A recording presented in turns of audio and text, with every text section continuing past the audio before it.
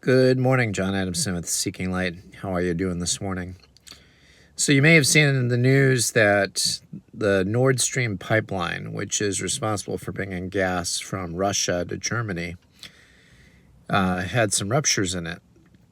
From what I understand, 2 or 3 locations. And what's interesting is so this is pipelines underwater because of the massive amounts of gas that are being released into the ocean. As the gas rises to the surface, it creates areas in the water where there is low surface tension in the water.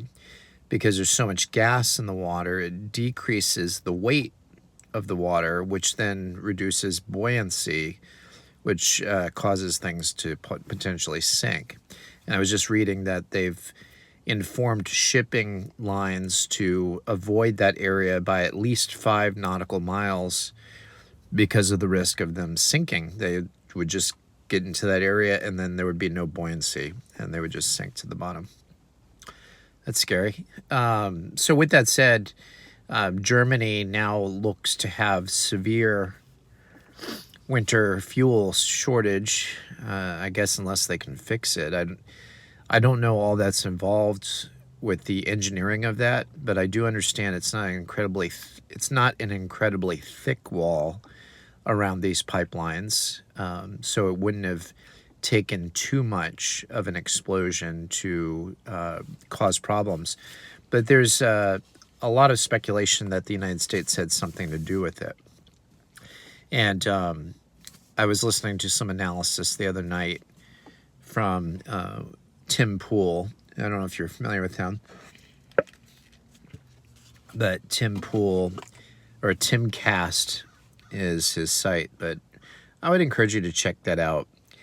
And one of the things that was brought up is if Germany gets their gas from Russia, then it is a bargaining chip for the war to be de-escalated.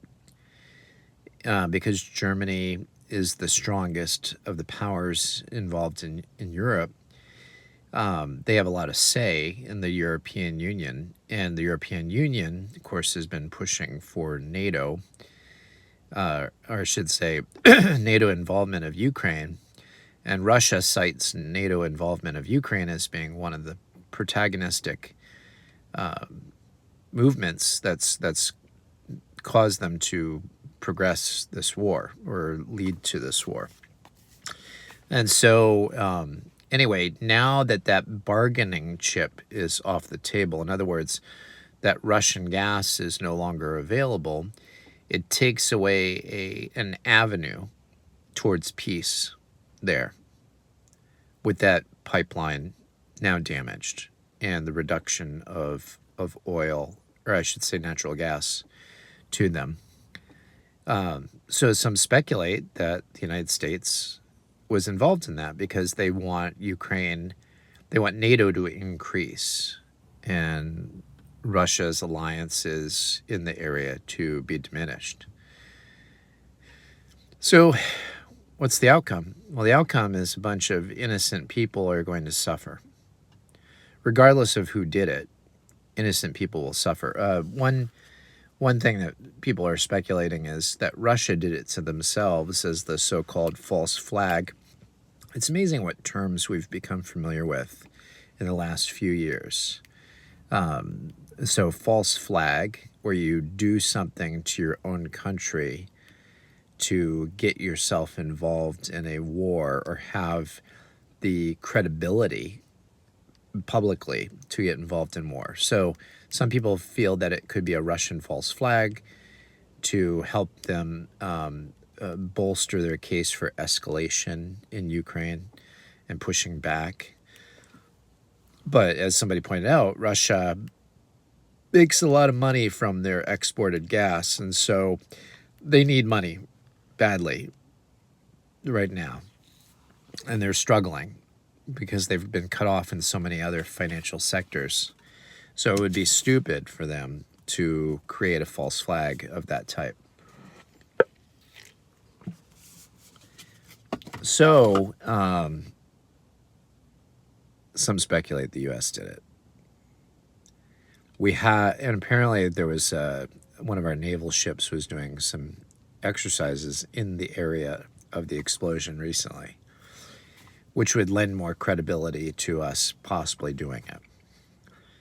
So only time will tell, as documents get released about what happened. And if it was us, are we declaring war on Russia? Well, in some ways we have by the financial support that we've provided Ukraine. And lest you think I'm anti-Ukrainian, please remember I've adopted 6 children from Ukraine. I love Ukraine. I love the people. I have friends there.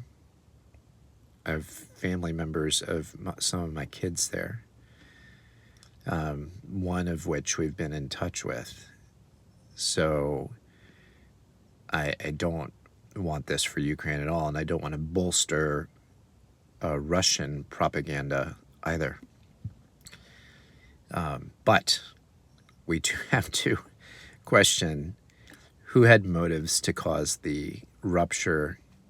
It caused the rupture in the pipeline. And the United States definitely is one of those players.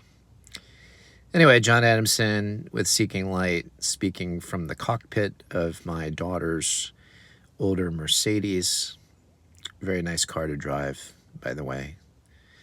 If you can find one that's very well taken care of, get a Mercedes. If you need a used car, I would highly recommend one that was designed in the early 90s, as this one was, or earlier, back when Mercedes actually cared about quality of their mechanisms of their car. Although there is a little bit too much highfalutin German engineering in some of the things about this.